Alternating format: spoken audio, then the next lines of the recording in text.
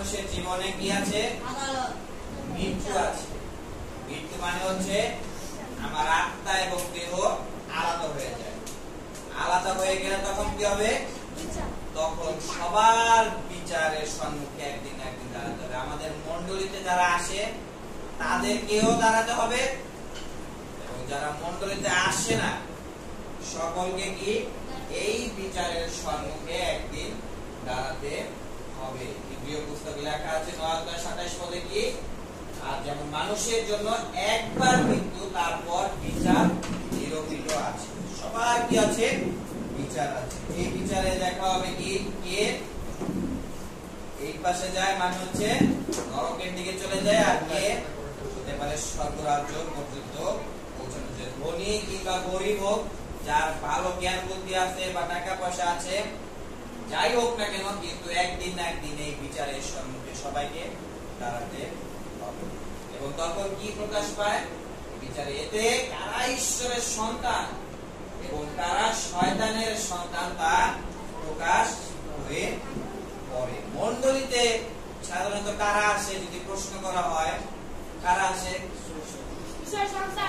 মণ্ডলীতে? ঈশ্বরের সন্তানেরা আসে। সাধারণত মণ্ডলীতে পাপীরা আসে, ভালো মানুষরা আসে। কারা আসে? পাপীরা আসে। পাপীরা এসে কি করে? পাপীরা এসে ঈশ্বরের বাক্য ভালো শুনতে শুনতে শুনতে শুনতে শুনতে দেখা যায় আর ওই পরিষ্কার হতে থাকে। কিন্তু সব থেকে প্রথমে কারা আসে? ধার্মিক বা দেখা যায় চোর, এইরকম লোকেরা আসে। ধার্মিক লোকেরা আসে না। যারা চোর, মিথ্যা কথা বলে, চুরি করে বা পাপ করতেছে প্রতিনিয়ত ভাবে, এই ধরনের লোক বা শয়তানের আত্মা দ্বারা চালিত হয়, এই ধরনের লোক সবসময় এই মণ্ডলীতে প্রতিনিয়ত আসে। তো এই যে সামনে যে বিচার আছে, তখন কি প্রকাশ পাবে?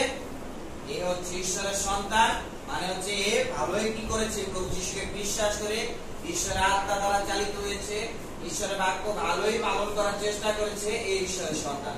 আর কি আছে? এবং কারা শয়তানের সন্তান? এই যখন বিচার হবে তখন এরা হচ্ছে শয়তানের সন্তান, মানে হচ্ছে এক কথায় তারা যিশুকে বিশ্বাস তো করেনি, প্রতিনিয়ত ভাবে পাপের সাথে আরো যুক্ত ছিল। পাপ করেছে, জায়গায় চুরি করতো, আরো বেশি চুরি করেছে, আরো মিথ্যা কথা বেশি বলতো, আরো দুষ্টামি বেশি করতো। তাই প্রতিনিয়ত কি এরকম ভাবে পাপ অনবরত করে গিয়েছে। এরা হচ্ছে মূলত শয়তানের সন্তান। এবং এই বিচারের সময় তখন কি করা হবে? এইরকম লোকদেরকে আলাদা করা হবে। যেমন যেমন মেষ এবং ছাগল। তখন কি থাকবে?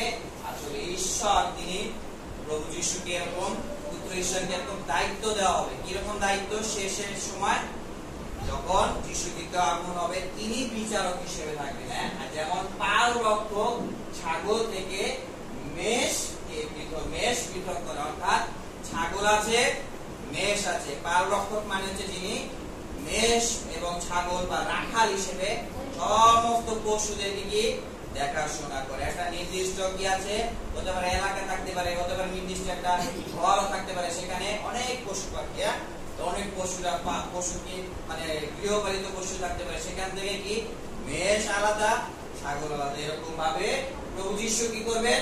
এই পৃথক তিনি হয়ে থাকবেন। মেষগুলোকে তার ডান দিকে, ও ছাগল দিকে তার বাম দিকে রাখবেন। এই মেষ এবং ছাগলের পার্থক্য কি আছে?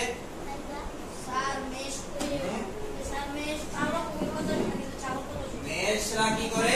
খুব নম্র হয়, কিন্তু ছাগল বেশি নম্র হয় না। তারা কি করে? একদিকে টান দিলে বিপরীত দিকে চলে যায়, বা মাঝে মধ্যে গুঁতা দেওয়ার চেষ্টা করে। তাদের শিং আছে, শিং আছে। তাই কি করবে? ওই নির্দিষ্ট সময় অর্থাৎ বিচারের দিনে এই দুই রকম মেষ আলাদা এবং ছাগলকেও আলাদা করা হবে। যেমন উদাহরণস্বরূপ আজকে কি দেখতে পাইলাম? প্রথমে শ্যামা গাছের দৃষ্টান্ত আছে। তো এই যে সামনে কি আছে? আমাদের বিচার আছে। বিচারে স্বর্গরাজ্য আছে এবং নরক আছে। এক কথায় যদি বলা যায়, মেষরা কোথায় যাচ্ছে? স্বর্গরাজ্যের দিকে, এবং ছাগলরা নরকের দিকে চলে যাচ্ছে। এবং এই নরক এবং স্বর্গরাজ্য কেমন জায়গা?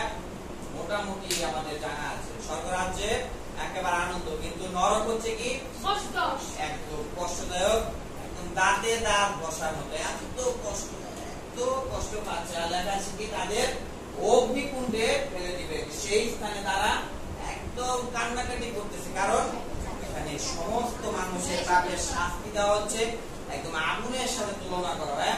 ওর কান্নাকাটি করবে, ও কি করবে, যন্ত্রণায় দাঁতে দাঁত একেবারে কষ্ট, দাঁতে দাঁত বসবে, কারণ তারা রক্ষা পাচ্ছে না। এবং তখন কি থাকবে, অন্য পাশে থাকবে স্বর্গরাজ্য। স্বর্গরাজ্য কেমন, তখন ধার্মিকেরা তাদের পিতার রাজ্যে সূর্যের মতো কি হবে, দেদীপ্যমান হবে। দেদীপ্যমান হচ্ছে একদম চকচক করবে। প্রভু যিশু মাঝে মধ্যে দেখা যাচ্ছে কি চকচক করেছে না, এলিও বা কি মসির সাথে যখন প্রার্থনায় পারে গেল, তখন কি সবাই দেখতে পেল, ওই তিনজন শিষ্যরা মোটামুটি কি দেখতে পেল, একবারে তার শরীর খুব উজ্জ্বল খুব চকচক করতেছে। তখন কি হবে, ধার্মিকেরা হচ্ছে মানে হচ্ছে যারা প্রভু যিশুকে বিশ্বাস করে, যিশুকে বিশ্বাস করে কি গেল, পাপের সমাধান পেয়েছে। তাদের জীবনে যত রকম অপরাধ ছিল, নরকে যেতে হয়, কিন্তু আমি যিশুকে বিশ্বাস করেছি, যিশুকে বিশ্বাসের মধ্যে দ্বারা আমি কি হলাম, ধার্মিক গণিত হলাম। এটা হচ্ছে ধার্মিক, কিন্তু আমার যোগ্যতা ছিল না, কিন্তু যিশুর দয়া, যিশুর অনুগ্রহে কি হয়েছে, আমি ধার্মিক হয়ে গেছি এবং স্বর্গরাজ্য পর্যন্ত এখন কি পৌঁছাতে পারি। কিন্তু যিশুকে যদি বিশ্বাস না করি, তাহলে কি করতে হবে, দাঁতে দাঁতে কষ্ট হবে। কোথায় গিয়ে, একদম নরকে পর্যন্ত চলে। আমাদের বাইবেলে অনেক ধরনের উদাহরণ দেওয়া হয়। উদাহরণ বলতে গেলে, যেমন যিশুকে যারা বিশ্বাস করে তাদের মধ্যে কি হয়, বিশ্বাসের একটা ভিত্তি স্থাপিত। ভিত্তি মানে বুঝি কিনা, যেমন বিল্ডিং তৈরি করতে গেলে কি হয়, প্রথমে পিলার স্থাপন করতে, পিলার মানে হচ্ছে গর্ত করে সেখানে রড বা সিমেন্ট দেওয়া হয়।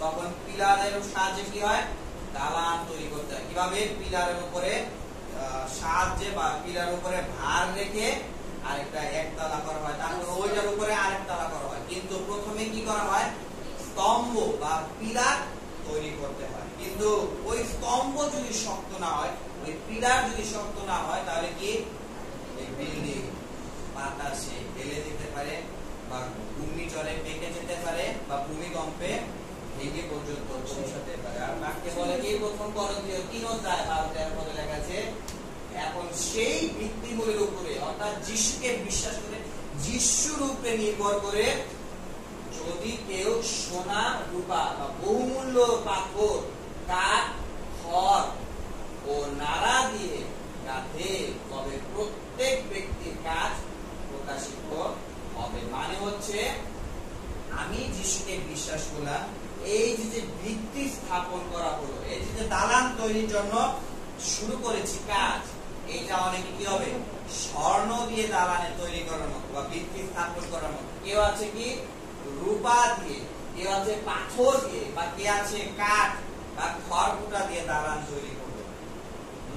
খড়কুটা মানে বুঝি কিনা, সাধারণত যেরকম আমরা লাকড়িতে চুলায় যেসব ব্যবহার করে থাকে আগুন ধরানোর জন্য, এটাকে সাধারণত খড়কুটা হিসেবে, বা গরু যেগুলো খায় ওগুলোকে খড় হিসেবে বোঝানো হয়। ওই খড়কুটা কি হবে, ওই খড়কুটা দিয়ে অনেকে দালান তৈরি করলো বা পিলার স্থাপন করলো, কিন্তু কি হবে, শেষে সেই আগুনে তার পরীক্ষা করা হবে। মানে হচ্ছে, সেই আগুন দ্বারা একজনকে পরীক্ষা করা হবে যে তার ভিতরে যে ভিত্তি আছে, তার উপরে যে পিলার আছে, যিশুতে যে পিলার ভিত্তি স্থাপন, যে বিশ্বাস যে স্থাপন হয়েছে, সেটা আসলে কতটুকু মানে মজবুত।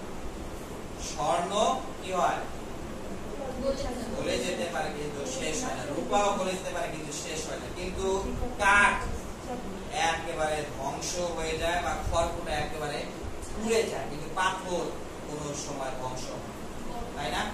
একেবারে সেই রকম ভাবে উদাহরণস্বরূপ ভাবে বলানো হয়েছে যে এই রকম যে আগুন দ্বারা যদি আক্রমণ করা হয়, তখন সেই খড়কুটা বা দালান সেটা কি টিকে থাকবে বা টিকে থাকবে না। যেমন আমরা যখন যিশুকে বিশ্বাস করি, আমাদের জীবনে কি আসে, তাড়না আসে। এই তাড়নার সময় আমার বিশ্বাস কি দ্বারা তৈরি, কাঠ দিয়ে নাকি খড়কুটো দিয়ে নাকি পাথর দিয়ে নাকি অন্য কিছু দিয়ে? কারণ এই বিল্ডিং যদি স্থাপন করা হয়, যতই ঝড় আসুক, বৃষ্টি হোক, যদি ভালোভাবে ভিত্তি স্থাপন শক্ত হয় তাহলে সেই ঝড় বা বন্যা বা ভূমিকম্পতে হেলে দুলে যায় না। আমাদের জীবনে যখন ঝড় বন্যা আসে তখন আমি যিশুতে কারণ আমি টের পাচ্ছি আমার ভিত্তি যদি স্বর্ণের মতো ভিত্তি হয়, পাথরের উপরে যদি সেই ভিত্তি স্থাপন করা হয় তাহলে হেলে দুলে যাবে না, শক্ত যদি বিশ্বাস থাকে। কিন্তু যদি খড়কুটা বা কাঠ দিয়ে তৈরি করা হয় তাহলে সে ঝড় বন্যাতে মিশে চলে যাবে। তাই আপনি কিসের উপরে ভিত্তি স্থাপন করেছেন? ভিত্তি স্থাপন করেছেন তো? নাকি এখনো বিল্ডিং তৈরি করছেন, ভিত্তি স্থাপন করা হয়নি? আর যদি ভিত্তি স্থাপন করা হয়ে গেছে, কিসের মতো ভিত্তি? পাথরের, স্বর্ণরূপার নাকি কাঠ দ্বারা? তো এইরকম প্রভু যীশু তিনি প্রায় শিষ্যদের বা অন্যান্য লোকদেরকে শিক্ষা দিতেন বিভিন্ন ধরনের উপমা বা উদাহরণ স্বরূপ। এরকম উদাহরণ ওই সময়ের লোকদের জন্য, যেমন বর্তমানে আমরা প্রায় মাঝে উদাহরণ দেই না, হতে পারে স্কুল কলেজ বা স্টুডেন্ট, কিন্তু যিশুর সময় স্টুডেন্ট বা এরকম লেখাপড়ার বিষয় কম ছিল।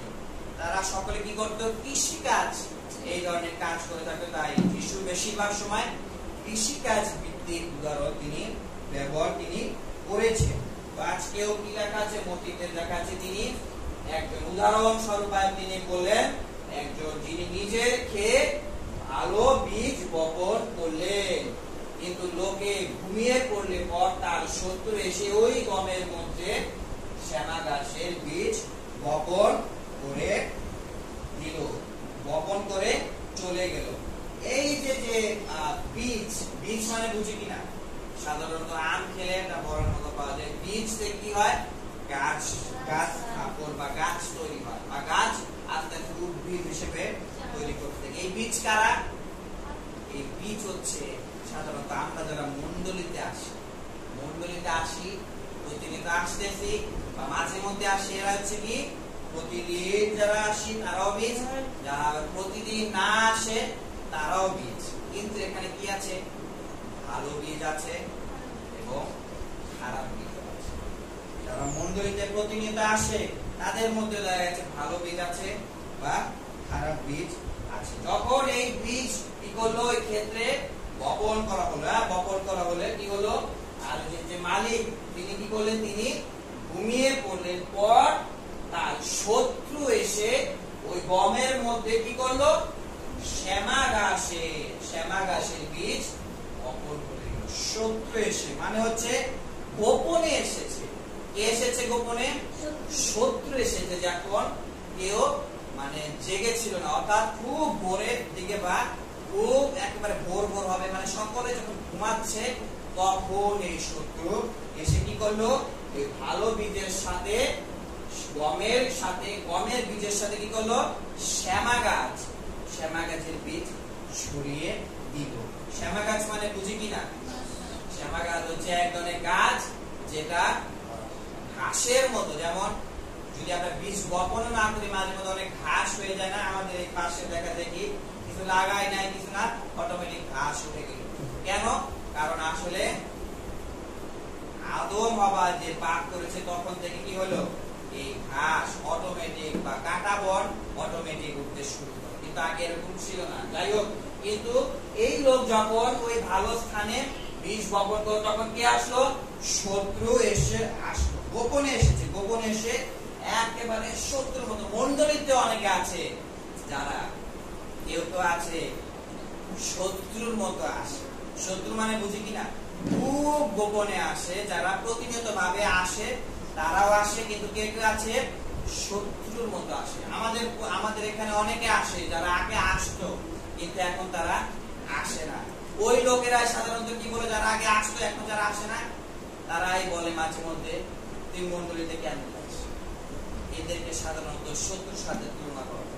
যারা আগে প্রতিনিয়ত আসতো বা মাঝে মধ্যে আসতো মন্ডলীতে, এখন তারাই আপনাদের বলতে পারে তুই কেন মন্ডলীতে আসছিস? সেখানে গেলে কি হবে? সেখানে যাবার দরকার নাই। কিন্তু আমাদের মধ্যে ভালো বীজ বা খারাপ বীজ যখন এখানে আসে তখন মাঝে মধ্যে শত্রুরা এসে কি করে? সেটা দেওয়ার চেষ্টা করে, বা শত্রুরা এসে সেটা ধ্বংস করার মতো চেষ্টা করে, বা শত্রুরা এসে সেখানে বীজ যেন সুন্দরভাবে অঙ্কুরিত না হতে পারে বা বড় হতে না পারে, মাঝে মধ্যে এই ধরনের চেষ্টা সবসময় করে থাকে। কিন্তু দুইজনেই প্রথমে এসেছিল, কিন্তু কি উদ্দেশ্য নিয়ে এসেছিল সেটা গুরুত্বপূর্ণ বিষয়।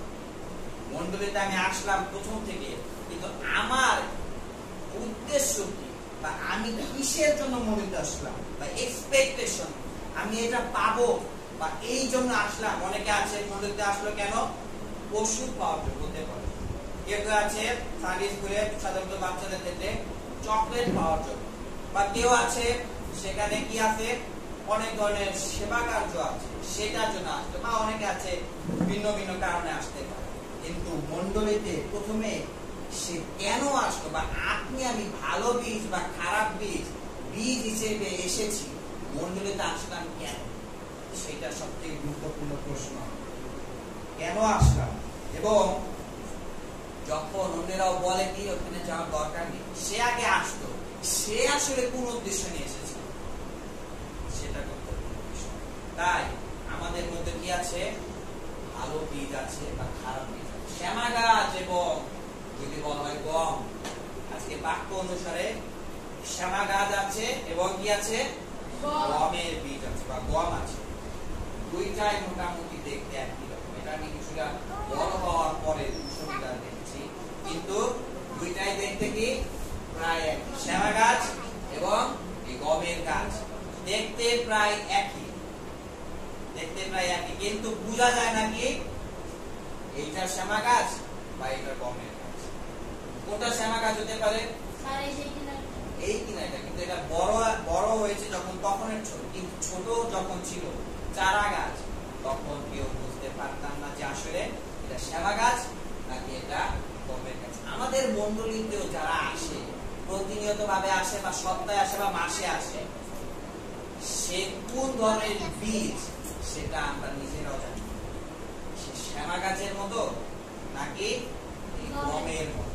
গমে কি আছে সাধারণত, গম ভাঙালে সাধারণত পাউডার বের হয়, সেটা আমরা রুটি তৈরি করে বা হতে পারে চালের মতো ব্যবহার করে বা ভাজা হিসেবে ব্যবহার করে সেটা খেতে পারি। কিন্তু শ্যামা গাছে কিছুই নেই। কিন্তু যখন সেটা বড় হয় তখন সাধারণত বুঝতে পারি যে এইটা হচ্ছে শ্যামা গাছ ছিল এবং এটা ছিল কি গমের গাছ। কিন্তু নির্দিষ্ট সময় পর্যন্ত দেখতে হয়, যখন বড় হয়ে যায় না খুশ করে, কিন্তু কি ধৈর্য সহকারে ফল দেখে, এবং অবশ্যই যখন আমি কাটতে যাব তখন কি বুঝতে পারবো এই যে এটা হচ্ছে কি গমের গাছ বা এটা হচ্ছে সেই শ্যামা গাছ। তখন কি করে মানুষ আলাদা করে, এটা গমের গাছ, এটা আলাদা, এখানে কি ফল আছে, কিন্তু এটা শ্যামা গাছ, এটা তুমি পারো, এটা আমার লাগবে, এটা কি অন্যদিকে ফেলে দাও। মণ্ডলীতে প্রথম পর্যায়ে আপনি বা আমি কেন এসেছি মনে আছে? প্রথম আমি মণ্ডলীতে কেন এসেছি, কম্বল পাইতে নাকি মেলায়? মনে আছে? কবি কেন আসছো? প্রথম মণ্ডলীতে আসছো যখন, মনে আছে? নাকি কেউ বন্ধু হিসেবে নিয়ে আসছে, চলো মণ্ডলীতে যাই, আজকে শুক্রবার ওদিকে যাবি কিনা, হতে পারে এরকম। কিন্তু কিসের জন্য আমি এসেছিলাম, এটা হচ্ছে গুরুত্বপূর্ণ বিষয়। শ্যামা গাছের ফল খেলে মাঝে মধ্যে কিছু কিছু শ্যামা গাছ আছে যেগুলোর ফল খেলে পেটে পর্যন্ত ডায়রিয়ার মতো হয়ে যায় বা পেট খারাপ হয়ে যায় বা শরীর অসুস্থ হয়ে পড়ে। এবং মাঝে মধ্যে কি হয়, এই শ্যামা গাছ থেকে ভালো কিছু আশা আমরা করতে পারি, কিন্তু গমের গাছ থেকে কি ভালো কিছু আশা করতে পারি। মণ্ডলীতে একই রকম, যে ভালো বীজ বা খারাপ বীজ প্রথম পর্যায়ে বোঝা যায় না, কিন্তু আস্তে আস্তে যখন বড় হয়, আস্তে আস্তে দিন যখন যায়, পর্যায়ক্রমে যখন 3 বছর 2 বছর বা হতে পারে 5 বছর, যখন আস্তে আস্তে সময় বৃদ্ধি পাইতে থাকে তখন কি হয় বোঝা যায় বা তুলনা করা যায় কি এ কতটুকু বিশ্বাস করেছে যিশুকে বা এ কতটুকু বিশ্বাস করেছে। তো প্রভু যিশুর দলে কয়জন শিষ্য ছিল? 15 জন না? 12 জন। সত্যি 12 জন শিষ্য ছিল। 12 জন শিষ্যের মধ্যে সবাই কি করার তুলনা করা যায় বীজের মতো। কি বীজ? সাধারণ বীজ। কিন্তু এখানে একজন শ্যামা গাছ। কে শ্যামা গাছের সে বীজ? সে 12 জনের মধ্যে ইস্করিত জিহুদা বলা হতো তাকে, সে প্রধান পুরোহিতের কাছে গিয়ে বলল আমি তাকে আপনার হাতে তুলে দেব, মানে যিশুকে আপনাদের হাতে ধরিয়ে দেব। আর তারা তাকে কয়টি 30টি রূপার ঘটনা, 30টি রূপার মুদ্রা ওজন করে দিল। আর সেই সময় থেকে সে তাকে ধরিয়ে দেওয়ার জন্য সুযোগ খুঁজতেছে, কখন যিশুকে ধরিয়ে দেবে, কখন ওই শত্রু বা পরিচিত হাতে যিশুকে তুলে দেবে। এই ধরনের লক্ষ্য বা এক্সপেকটেশন নিয়ে যিশু করে জিহুদা সবসময় চলতেছে। কয় টাকা বললে? 30টা রূপার, 30টা টাকার বিনিময়ে যিশুকে ইস্করিত জিহুদা সবসময় খুঁজতেছে যিশুকে কখন ধরিয়ে দেবে। তার এক্সপেকটেশন কি ছিল, তার লক্ষ্য কি ছিল? যিশুকে কিভাবে ধরিয়ে দিব এবং আমি কিভাবে লাভবান, এইটা ছিল তার এক্সপেকটেশন। আমার পকেটে কিভাবে 30টা মুদ্রা ঢুকাবো বা আমি কিভাবে লাভবান। যিশু যে তিনি পুত্র ঈশ্বর তাকে বিশ্বাস করা, এইটা তার লক্ষ্য ছিল।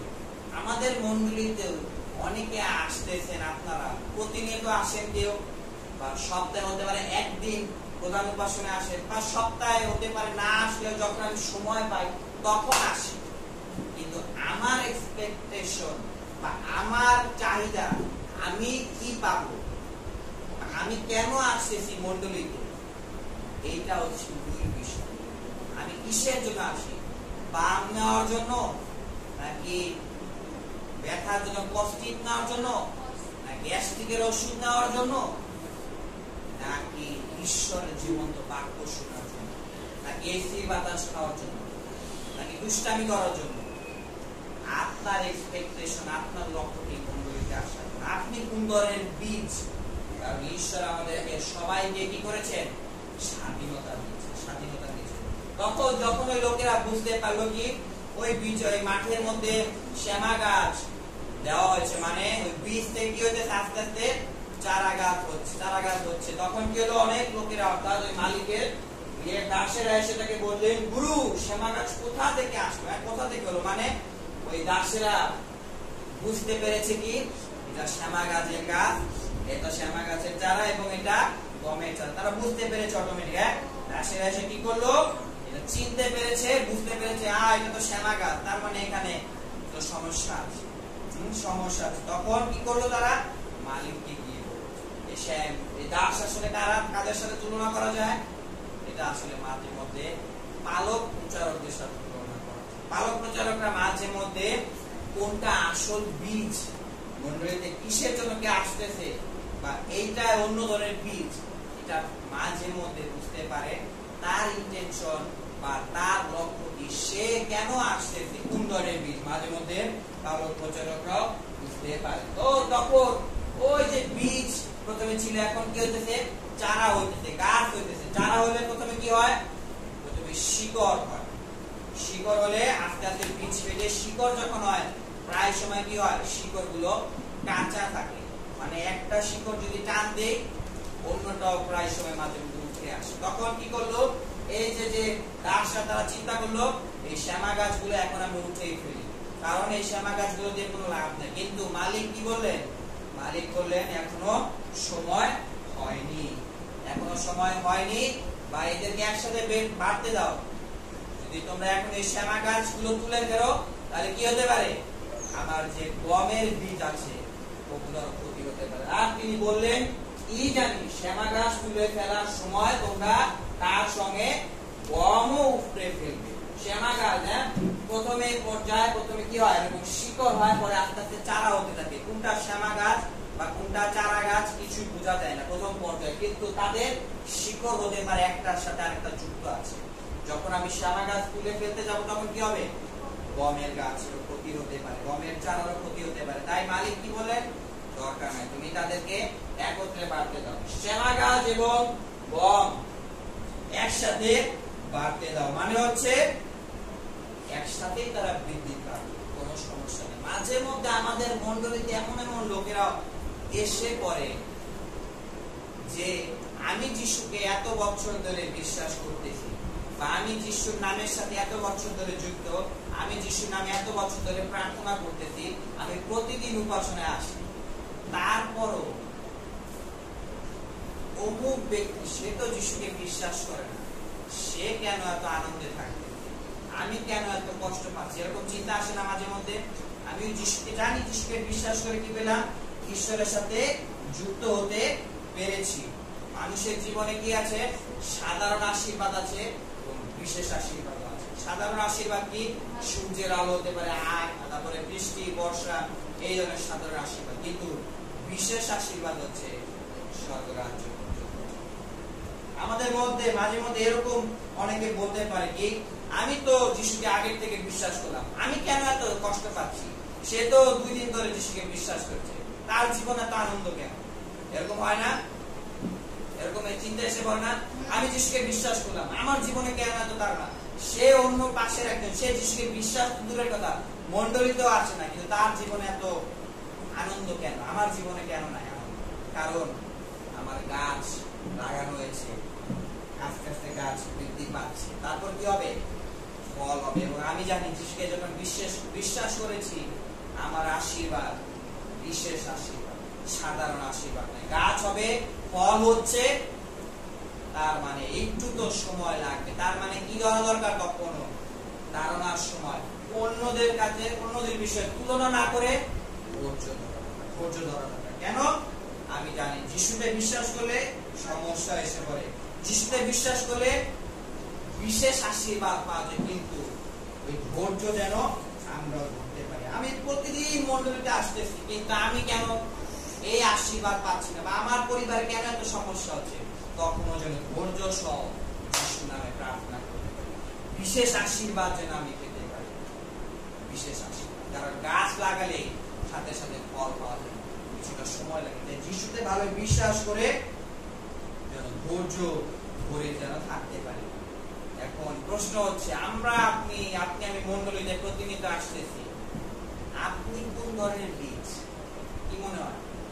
শ্যামা গাছ নাকি গমের বীজ? প্রশ্ন চিন্তা করেছেন? কারা শ্যামা গাছ? চিন্তা হয় না যে কারা তাহলে শ্যামা গাছ? আমাদের মণ্ডলীতে কি করা হয়? প্রতিদিন ঈশ্বরের বাক্য তুলে ধরা হয়। হ্যাঁ, ভিন্ন ভিন্ন শিক্ষক বা ভিন্ন ভিন্ন প্রচারক বা ভিন্ন ভিন্ন বিষয় এক একজন এক এক ধরনের শিক্ষা দিয়ে থাকে, কিন্তু প্রতিদিন ঈশ্বরের বাক্য একটা না একটা পাপকে কেটে ফেলতেছে। কি ধরনের পাপ করি? হতে পারে আপনি মূর্তির সাথে আগে যুক্ত ছিলেন, হতে পারে আগে প্রতিমার সাথে যুক্ত ছিলেন, হতে পারে আগে পূজার সাথে যুক্ত ছিলেন, পূজা প্রতিনিধিত্ব করতেন। এখন আমি জানতেছি প্রতিনিধি ঈশ্বরের বাক্য শুনতে শুনতে এগুলো আসলে বলা পাপ। অনেকে আছে আপনার প্রতিবেশী বা বন্ধু যারা আগে মণ্ডলীতে এসেছে কিন্তু এখন আসতেছে না। কারণ কি? কারণ তারা ঈশ্বরের বাক্য তারা গ্রহণ করতে পারে। কি করতে পারেনি? তারা ঈশ্বরের বাক্য তারা গ্রহণ করতে পারেনি। তারা জানতেছে কি আমার জীবনে এটা আছে, তার মানে এটা আমি পাপ করতেছি, এটা আমি কেটে ফেলবো না, এটা আমি কাটতে পারবো না, তাই কি আমি অনবরত করবো। বাক্য যারা শুনতে প্রতিদিন আসে তারাই হচ্ছে আসলে প্রকৃত বনে। কিন্তু যারা আগে এসেছে কিন্তু বাক্য শুনে পরবর্তীতে চলে যায়, তাদেরকে তুলনা করা যায় শ্যামা গাছের, যেটাতে কোনো ফল, যেটা পরবর্তীতে কি করা হবে? সংগ্রহ করে আগুনে নিক্ষেপ করা হবে। বাক্য যারা প্রতিদিন বাক্য শুনতে চায়, প্রতিদিন বাক্য শুনতেছে, প্রতিদিন ঈশ্বরের বাক্য শুনতেছে, পালনও করতেছে, কিন্তু যিশুতে এখনো চলতেছে, যিশুতে প্রতিনিয়ত উপাসনায় আসতেছে, তারা হচ্ছে প্রকৃত শ্যামা গাছ। বাক্য শুনতে শুনতে এখনো টিকে আছে। আগে জানতাম আমি চুরি করা ঠিক, কিন্তু এখন আমি জানতেছি চুরি করা ঠিক না। আমি আগে জানতাম বিশ্রামবার না আসলেও সমস্যা নাই, কিন্তু এখন আমি জানতেছি বিশ্রামবার অবশ্যই পালন করে ঈশ্বরের জীবন্ত আশীর্বাদ পাওয়া যায়। আগে আমি জানতাম উপাসনায় ড্যান করে বসে থাকলেও সমস্যা নাই, কিন্তু এখন জানি উপাসনা আমি যিশুর রক্তের মাধ্যমে করতেছি, এখানে ঈশ্বর উপস্থিত, ঈশ্বরের বাক্য। এখনো যারা আমরা শুনে টিকে আছি তারা হচ্ছে কি সত্যিকার ভাবে গমের বীজ। আর ঈশ্বরের বাক্য বলে যারা আসলে প্রকৃতভাবে ঈশ্বরের সন্তান তারা কি করে? ঈশ্বরের রব শুনে আর জন লেখা আছে জন পুস্তক তার 10:3-4 মধ্যে মেষেরা তার গলার আওয়াজ শব্দ বা গলার শব্দ শুনে আর নিজের মেষগুলোকে ডাকে তার কণ্ঠস্বর জানে। অর্থাৎ তারা বুঝতে পারে যে ঈশ্বরের বাক্য যে আসলে কোনটা সঠিক কোনটা সঠিক নয়। তারা বুঝতে পারে যারা আসলে প্রকৃতভাবে ঈশ্বরের সন্তান, যাদের মধ্যে ঈশ্বরের একটা কাজ করতেছে, যারা আসলে প্রকৃতভাবে এই গম বা গমের বীজ, এই গম আমার মধ্যে বা গমের বীজ আমার মধ্যে আমি যেন প্রতিদিন কি করতে পারি, ভালো সেবা করতে পারি, মানে হচ্ছে পানি দিতে পারি বা সূর্যের আলো যেন দিতে পারি। তাইলে কি করতে হয়, প্রতিদিন ঈশ্বরের বাক্য শুনতে শুনতে প্রার্থনাও যেন করতে পারি। আর আমি প্রকৃতভাবে ঈশ্বরের সন্তান, তার মানে ঈশ্বরের রব, ঈশ্বরের বাক্য শুনতে কি আমার ভালো লাগে। কিন্তু যার ভালো লাগে না সে কিসের তুলনা করা হয়, শ্যামা গাছে। তারা কি করে, একবার এসে ও মূর্তি পূজা এখানে করা ঠিক না, চলে যায়। ও এখানে পূজা করা ঠিক না, চলে যায়। কিন্তু স্টিল আমি ঈশ্বরের বাক্য শুনতেছি, ঈশ্বরের বাক্য শুনতে আমার ভালো লাগতেছে, ঈশ্বরের বাক্যের প্রতি আমার শ্রদ্ধা আছে, আমি আমার জীবন দ্বারা আমার কথাটা আমার মানে প্রতি সেকেন্ডে ঈশ্বরের বাক্যের উপরে নির্ভর করতেছে এবং তার বাধ্যতায় চলতেছে। আমি প্রকৃত গমের বীজ, প্রকৃত গমের বীজ। আর ঈশ্বরের বাক্য বলে আমাদের জীবনে প্রতিদিন সে তারা আসতে পারে, কিন্তু যে কেউ কি করবে, শেষ পর্যন্ত টিকে থাকবে, পরিত্রাণ পাবে। সে কিভাবে পরিত্রাণ পাবে, এটা কি বোঝা যায়? এটা আসলে আমি পাই না ওই ছবিটা, চালের ছাঁকনির মতো। চালের ছাঁকনি দেখেছি অনেকের আছে, কিন্তু এখন আপডেট স্টিলেরটা বাইরে। হ্যাঁ, চাল কি করা হয়, চাল বা গম এনে তারপর ওটাকে মাড়াই করার জন্য এরকম ভাবে ছাঁকায়। ছাঁকালে কি হয়, চালটা থেকে যায় কিন্তু ময়লা গুলো পড়ে যায়। কিংবা চালের গুঁড়া যখন নিয়ে আসে, চালের গুঁড়া যখন নিয়ে আসে কি করে, চালের গুঁড়া ছাঁকনিতে ছাঁকে, চালের গুঁড়া গুলো সবগুলো পড়ে যায়, কি থাকে উপরে, কি থাকে, ময়লা গুলো পড়ে থাকে। মানে হচ্ছে যারা আসলে সত্যিকার ভাবে যিশুকে বিশ্বাস করতেছে, যিশুর উপরে নির্ভর করতেছে, প্রকৃত গমের বীজ, তাদের জীবনে তারা আসলে তারা টিকে থাকে। ওই ছাঁকনি দিয়ে ছাকার মতো শয়তান মন্দ আত্মা কি করবে, মাঝে মধ্যে এমন এমন পরীক্ষায় ফেলবে। হতে পারে এটা পরিবারের ক্ষেত্রে হতে পারে, বাবার বিষয় হতে পারে, মার বিষয় হতে পারে, বয়ফ্রেন্ডের বিষয় হতে পারে, গার্লফ্রেন্ডের বিষয় হতে পারে। যে কোনো পরিবেশে শয়তান মন্দ আত্মা কাজ করতে পারে। ঈশ্বর মাঝে মধ্যে অনুমতি দিয়ে থাকেন। কেন? কারণ হচ্ছে এই ছাঁকনির মতো, ছাঁকনি কি করে, ছাঁকনির মধ্য দিয়ে যখন যায় আমরা কষ্ট পাইতেছি, কিন্তু তারপর আমি যিশুকে বিশ্বাস করছি, আমার ভিতরে যিশুর বিশ্বাস আছে, আমার যে ভিত্তি সেটা লোহার নয় কিন্তু পাথরের ভিত্তি। যিশুকে আমি বিশ্বাস করে এখন টিকে আছি। তাহলে কি থাকবে, গম শেষ পর্যন্ত টিকে থাকবে। আমি ঈশ্বরের বিশ্বাসের উপরে টিকে থাকবো, আমি তারনার মধ্যে যিশুর উপরে নির্ভর করে টিকে থাকবো। তাই আপনি যিশুকে টিকে থাকতেছেন। গম শেষ, যারা আসল বিশ্বাসী, যারা জীবনের শেষ মুহূর্ত পর্যন্ত টিকে থাকে, তারাই স্বর্গরাজ্য পুরস্কার পাবে। আর ঈশ্বরের বাক্য বলে রোমীয় 8:14, কেননা যত লোক ঈশ্বরের আত্মা দ্বারা চালিত হয় তারাই ঈশ্বরের সন্তান। ঈশ্বরের বাক্য শুনতে শুনতে পবিত্র আত্মা তাদের মধ্যে কাজ করতেছে, পবিত্র আত্মার চেতনা দিতেছে, পবিত্র আত্মার যে ফল, সেই ফলেও ফলবান হতে চাই। আমি আরো অন্যকে প্রেম করতে চাই, আমার যে শত্রু আছে তাকেও ভালোবাসতে চাই, আমি তাকে ক্ষমা করতে চাই। আমি চাই ঈশ্বরের বাক্য শুনতে শুনতে আমি যেন পবিত্রতায় পরিপূর্ণ হতে পারি। আমার মধ্যে পবিত্রতার ফল আছে 6টা, কিন্তু জানি আমি পবিত্রতার ফল কয়টা, 9টা। আমি সবগুলো চাই, পরিপূর্ণভাবে চাই। পবিত্র আত্মায় আমি ফলবান হচ্ছি কিনা, এবং পবিত্রতায় ফলবান হওয়ার সাথে সাথে আমি প্রার্থনা করতে, কষ্টের মধ্যে উপসনে এসে বারবার যিশুর কাছে প্রার্থনা করতে চাই। যতই তারা আসুক না কেন, আমি যিশুর নামে প্রার্থনা করতে চাই, একসঙ্গে প্রার্থনা করতে চাই, একসঙ্গে ঈশ্বরের বাক্য শুনতে শুনতে পবিত্র আত্মায় পরিপূর্ণ ফলবান হতে চাই। এই ধরনের ইচ্ছা যদি থাকে তাহলে কি, আমি প্রকৃত গমের বীজ। আমার মধ্যে গমের বীজের কি আছে, গুণ আছে। তাহলে কোথায় যাব শেষমেশ, লেখা আছে এই শস্য কর্তনের সময় পর্যন্ত উভয়কে একত্র বাড়তে দাও। মানে হচ্ছে যিশুর দ্বিতীয় আগমন আসা পর্যন্ত সবাই টিকে থাকতে পারে, কিন্তু পরে কর্তনের সময় আমি কর্তনকারীদের বলবো, যারা কাটবে কি করবে, তোমরা প্রথমে শ্যামাগার সংগ্রহ করে কোথায় পোড়াবার জন্য বোঝা বোঝা বেঁধে রাখো, কিন্তু গম আমার গোলায় সংগ্রহ করো। এই গম যদি আমি হই তাহলে আমাকে সংগ্রহ করা হবে কোথায়, স্বর্গরাজ্য পর্যন্ত। কিন্তু যদি শ্যামাগার হই তাহলে কি হবে, তাহলে শেষ, নরকে পর্যন্ত। তাই আজকের বাক্য আমি প্রতিদিন ঈশ্বরের বাক্য শুনতেছি, প্রার্থনা করতেছি, বিশ্বাসে আরো বলবান হচ্ছি, পবিত্র আত্মার আরো ফলবান হতে চাচ্ছি, কষ্টের সময় যিশুর নাম ডাকতেছি, তার মানে আমি শ্যামাগাছ, আমি কি গম। কিন্তু আমি আসি চটপটি খেতে, বিস্কুট খেতে, ওই জায়গাতে সিঙ্গারা খেতে, এসির বাতাস খেতে, কখন ডাক্তার আসবে, এটা বাম দেন লাগে, এই জায়গায় ব্যথা, বা কোমরটা একটু ডায়াবেটিসটা মাইপা দেন, তাহলে কি হবে, শ্যামাগাছে। আমরা যেন আরোই বিশ্বাসে বলবান হয়ে আরো টিকে থাকতে পারি। আমেন। প্রার্থনা করি। জীবন্ত প্রভু তোমার ধন্যবাদ। আমাদের জীবনে প্রভু মাঝে মধ্যে এমন তাড়না এসে পড়ে যখন টিকে থাকাও যায় না। প্রভু তুমি দয়া করো, সাহায্য করো। শ্যামাগাছ নয়, কিন্তু আমরা প্রকৃত পক্ষে সেই গমের বীজের মতো, গমের বীজ এভাবে সংগ্রহ করবে তুমি। তাই প্রভু জীবনের শেষ মুহূর্ত পর্যন্ত তাড়না আসলেও এই যিশুকে টিকে থেকে যেন সংগ্রহ যেন আমাকেও করতে পারে, যেন আমিও সেই যিশুর নামে স্বর্গরাজ্য পর্যন্ত পৌঁছাতে পারি। প্রভু তুমি দয়া করো, সাহায্য করো।